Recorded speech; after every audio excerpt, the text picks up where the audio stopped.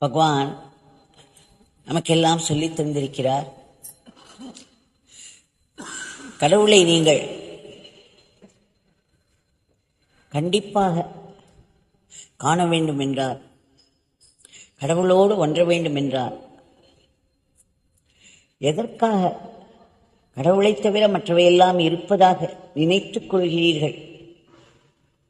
அதாவது கடவுள் ஒருவர்தான் இருக்கிறார் என்பதில் நாம் நிச்சயமாக இருக்க வேண்டும்.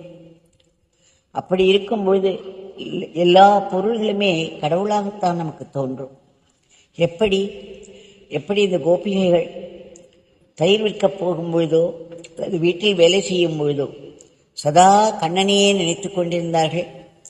ஆனால் பேசும் பொழுதெல்லாம் யாரிடம் பேசினாலும், மாமியாரிடம் பேசினாலும், கணவனிடம் பேசினாலும் கூட கிருஷ்ணா கிருஷ்ணா என்றே வருமா.